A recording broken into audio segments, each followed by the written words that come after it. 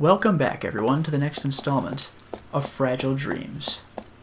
We may not have advanced physically far last time, but we got a lot of plot development, and we've almost completed our quest for memories as far as the bells are concerned. Now, there's a cat that let us out of this nasty dead end we were in because of a crawl space, and now we have to follow his meows and escape. So I took the opportunity to hit up both dead ends for their respective memories. Now we can move on a little bit further, though there are still memories to attain. Oh, also, ooh, seen? Oh, the cat again. There he is. How did he get here in the first place? Wait! Yeah, one thing I made a slight mistake on, and this time almost in a good way. Take a look at this. Remember how I said that we have, like, however many items left? See that? -4. 4 slashes here, so we're closer than we think.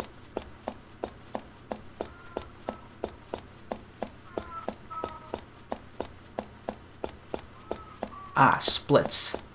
That's okay. The dead ends are good.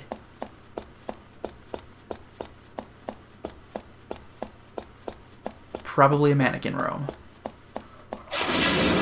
I will hazard fighting the melee style, because you can combo them as long as they're standing.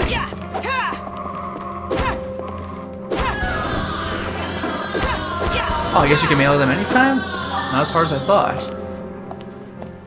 Wow, don't I feel foolish.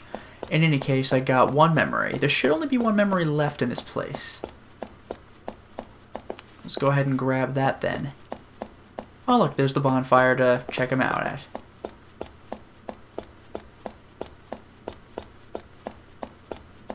So we've taken the right path, we are now taking the straight path.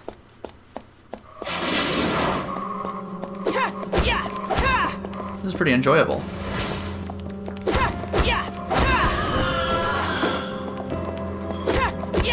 Oh, there it is. Okay, I got lucky with the blocking. I'll let the thing stand up then. To my ration pack, too. That's okay. I have another, that's why I bought 2.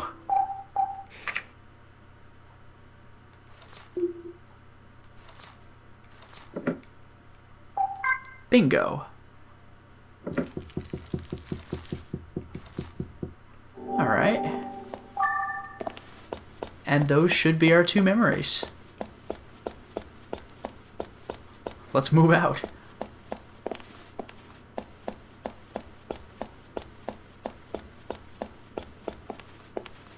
We have a bonfire right here. The one you await will not come. A lot of depressing messages in this game, in case you haven't noticed.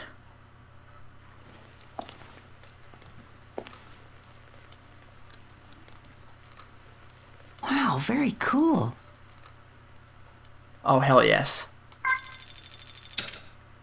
A ledger? You're not a bell? To-do list. 1. Eat a whole cake by myself. 2. Share a meal with my family. 3. Visit all the friends I can. 4. Read all the books I've wanted to. 5. Buy the clothes I always dreamed of. 6. Make up with that certain somebody. Okay, not gonna lie. I like how number 1 is eat a whole cake by myself.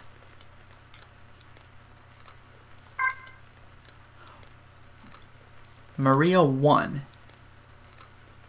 Maybe we're not done with the bells after all.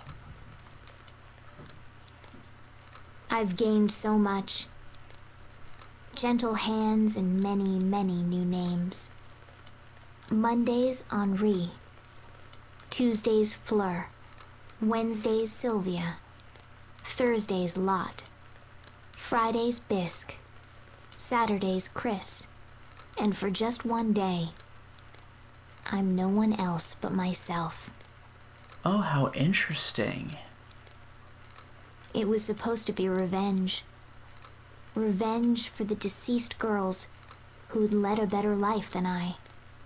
With vengeance and blasphemy laid to rest, all that's left is me, a lie. Before I knew, I began wondering about the future. When? Tell me, when? When will I fall in love? Once I find someone who loves me, I'll finally be given a name. Not just someone else's substitute, but a name all my own. That's what I decided. So then why? Why did I have to meet him? He lived on a cliff face that looked down on the town. His features were considered striking, his posture regal. But those weren't the only things that made me stop in my tracks.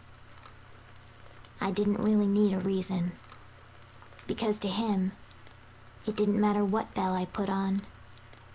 Nothing would change the fact that I was nothing.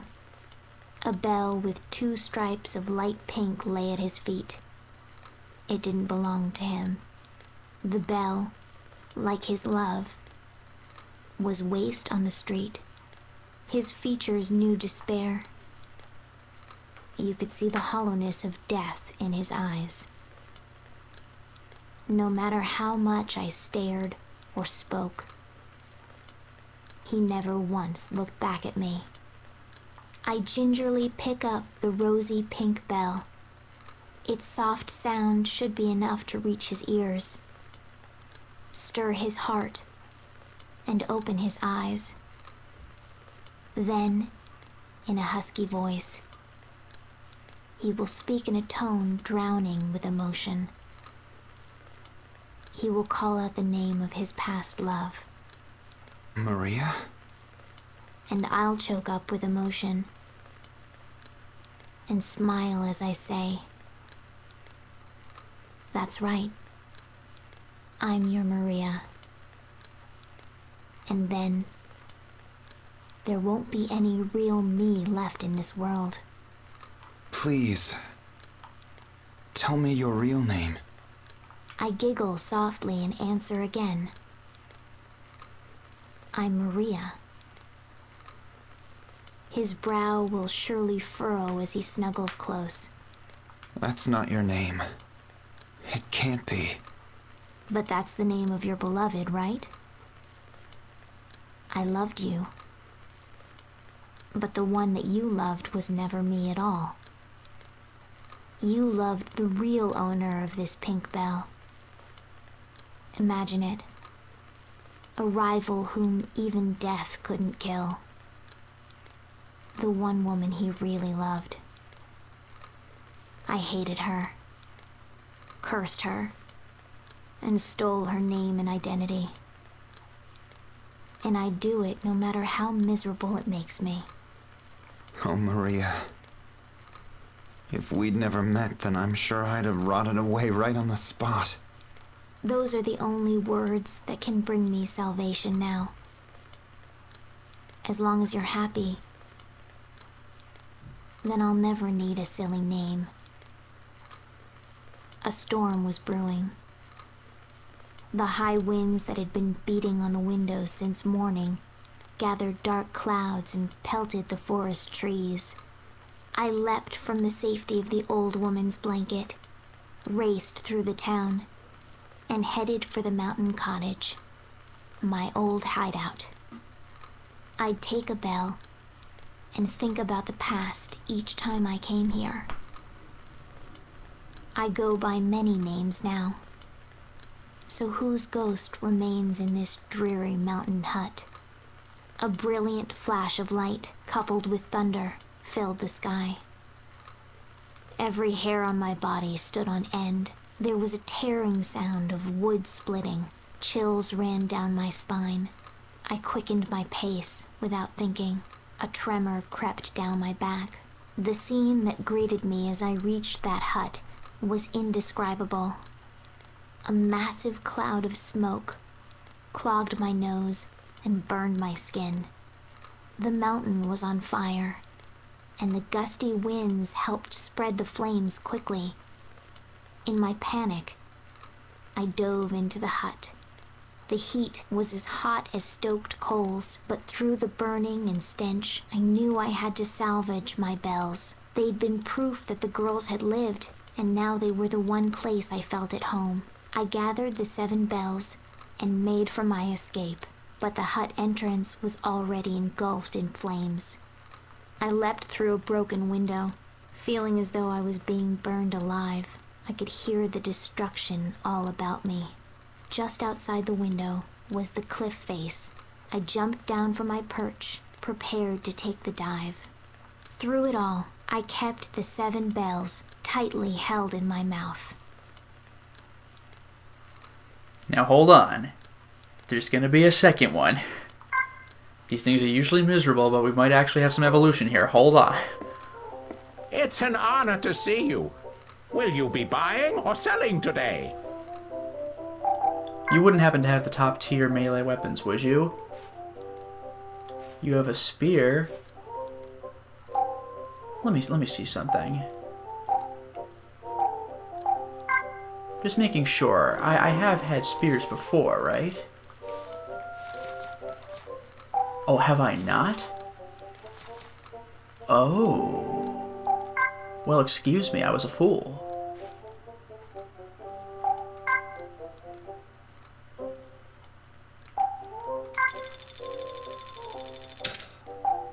Look at that. Now I have the best melee item in the game. All I'm missing are relics and the best short melee item in the game.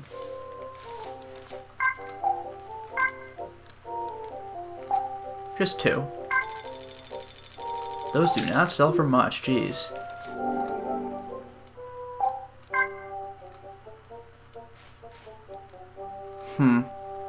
Well, he sells the well, he sells the best projectile weapon. We almost completed our database. Have a nice day! Interesting.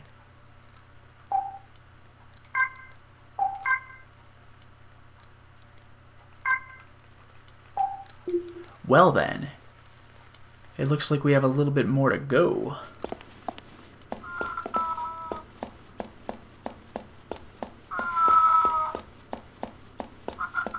Ah.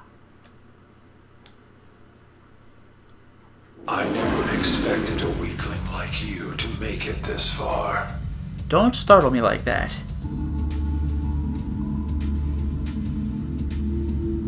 Oh, another one, eh? What are you? Hey, it's no use! Look out! I do not have to answer to you. Any threat to the project must be eliminated.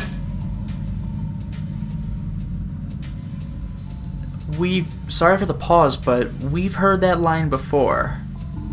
There are great implications to this.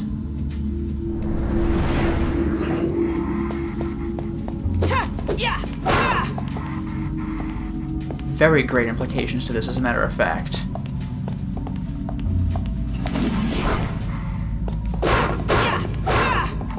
Looks like he goes down easily enough.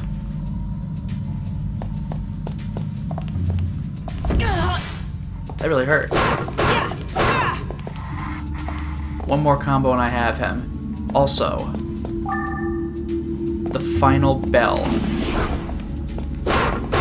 You're done.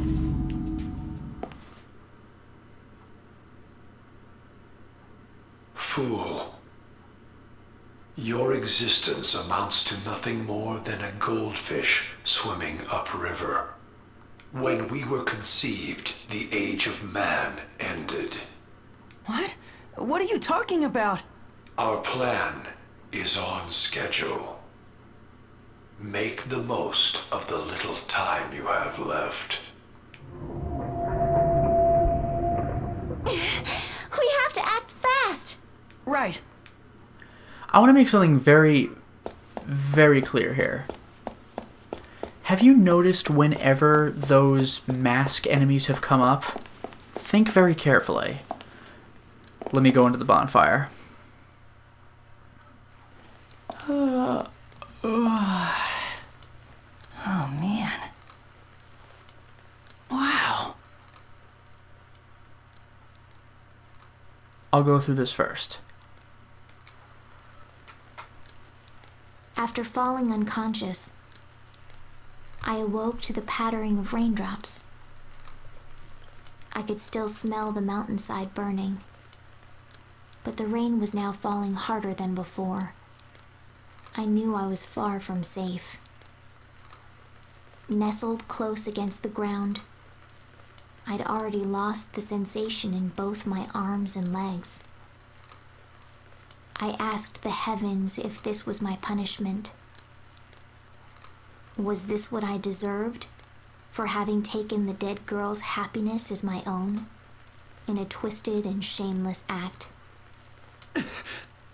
Through the ash-ridden world, a voice was calling me. No, that's not my name. And yet... Maria! Maria! Yes. The one calling me was none other than my beloved. Maria, hang in there! Don't die on me! Oh, yes. My love. My one true love. Don't give up. I whispered desperately. Don't give in to the despair. Please. Live. I thought that if he lost me, he'd never see his precious Maria again. And it wasn't just him. Henri, Fleur, Sylvia, Lot, Bisque, Chris. They'd all been beautiful. Don't kill me, I shouted. Please don't kill the ones you love. Trembling, I handed the 7 bells over to him. If you can, take these in my place. Just don't let their loving families lose all hope. He looked at me as if wanting to speak. Then, taking the bells with him, he turned and ran. As his figure became smaller and smaller, it was eventually washed away by the rain. I tried calling his name, but couldn't form the words. If I managed to speak, I might make the mistake of telling him something I could never say. As I thought about how the cold rain would sweep away the fire, along with my soul, I thought of the last person who'd considered me family. I may not have been the one they loved, but I certainly loved the warm and gentle hands that touched me. I lied and desecrated the dead, all for my revenge. And yet here I was, crying, here on the brink of death. I'd come closest to those girls and could finally, truly cry for them. After all, you know how it is. You must know, right? All you wanted was to live. The rain washed the mountainside gray, draining the light from everything. I was cloaked in darkness and rain. Then I heard the faint sound of a bell ringing. At least I could tell that my ears were still working. I focused my senses on the source. Then, just behind the sound, I heard footsteps and voices approaching. Come on, Henri! I thought I was hearing things. It had to just be a memory enclosed inside that bell. After all, no one would call for me. Fleur! Sylvia! It can't be. My eyelids fluttered. Why? From beyond the falling ash, I could make out figures. They circled around me. The boy, the boss, Mama. Lot! Mask! Chris!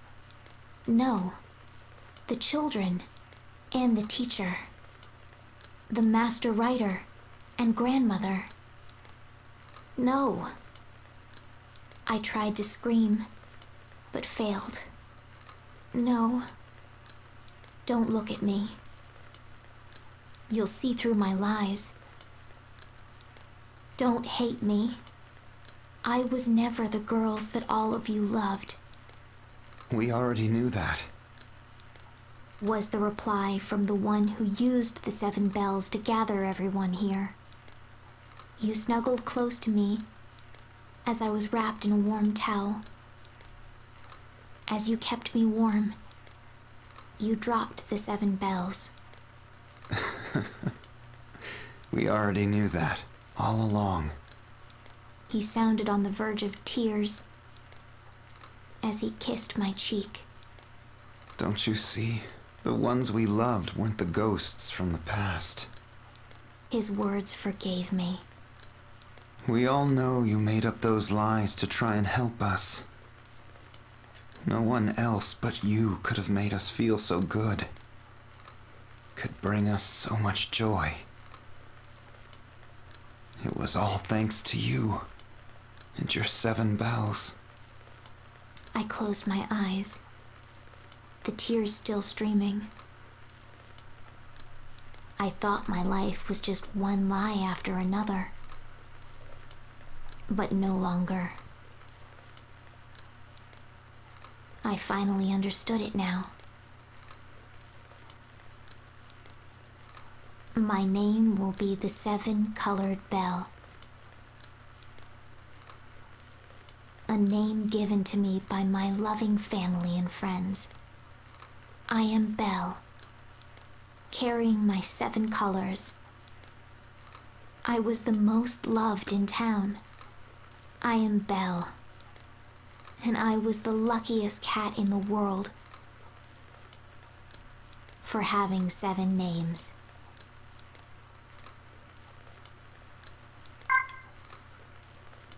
That is a solid ending. I did not expect that at all. The last You are second. my valued customer indeed.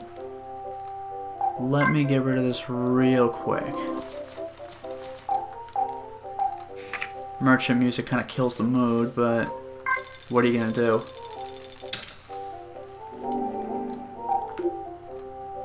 Well then, this is goodbye.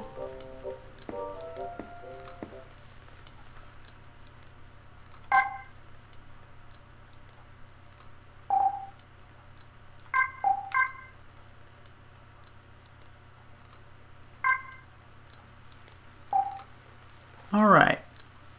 Couple of explanations coming up. For now, I need to stop the installment.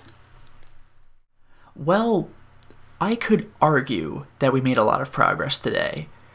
In terms of advancing in the map, we barely got anywhere. We crossed where we previously went in the previous installment, where the cat was, and knocked out 2 dead ends and part way toward our goal. We barely walked anywhere.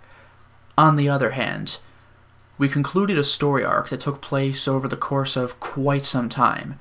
The story of the 7 bells. Very interesting how that played out. It was originally supposed to be a mission of revenge, and even I had called into question the efficacy of this mission, considering that the girl only appeared to be making people happy with the revenge. So what are you doing with this? But as it turns out, it kind of ended up going that way for a more legitimate cause. Perhaps you can make people happy after all. Monday through Saturday was pleasing each of these people in turn, and then the last day was for herself. We still don't quite have the name of the cat, though it took on one, but it's fascinating that it was a cat, and I love the couple of things that telegraphed this shortly before you actually get the big reveal. I think my favorite was grabbing the bells in her teeth. You know, normally you would grab some small item in your teeth if your hands were otherwise occupied, but bells aren't that big, you know? You weren't holding anything else besides. You could just carry the bells in one hand or whatever. Well, cats don't have opposable thumbs, and they need all four paws to walk, so that would explain that. In addition, you have the man running away, and it said the cat held its tongue from saying something it wouldn't have been able to speak. It would have meant that on a literal level, cats can meow, but they can't speak human language. It was really heartwarming in the end, though.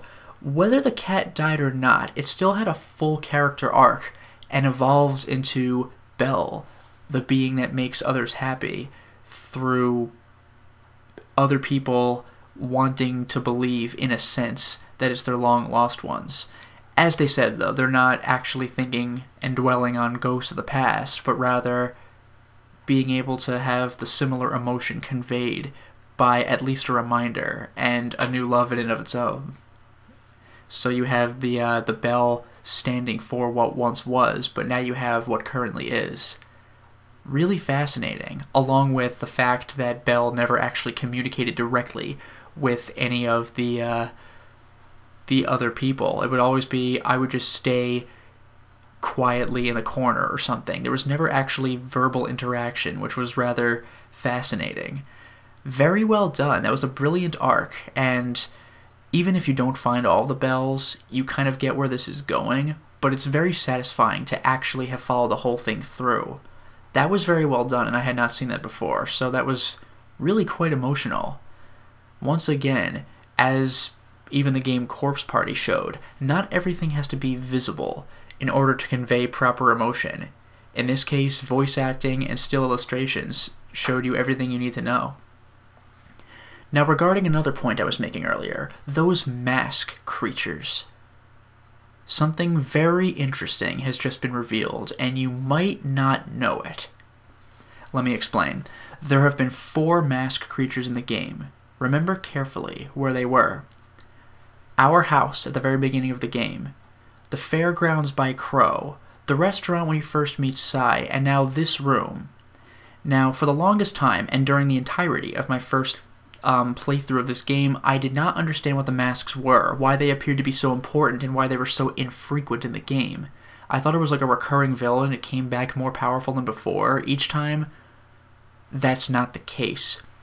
You remember in the beginning of the game that it said that the enemies would be manifestations of negative emotions. And I had said in the beginning, you mean ghosts, but then we actually met ghosts, and you can tell the difference now. The ghosts are like actually, they look like the people that they once were. Now pay attention carefully to this next part. The significance of where we met these things matters. The first ghost we met was very gruff with us, like you'd expect, negative emotions, but I think I had remarked, and if I hadn't, I'd at least thought that the ghost sounded relatively similar to our father's voice. You could tell when the ghost spoke and when we read the letter. Well, our father had recently died, and this being came out, and we had to defeat it. In a sense, we crushed our father's negativity, or at least remnant negativity. The letter indicated that there was positivity at least found in raising us. The next ghost was right by Crow. Crow said, "Oh, you better take this thing out to beat him, or to get to me," because we were chasing him for our locket. What was that ghost supposed to represent then? Well, it was the real Crow.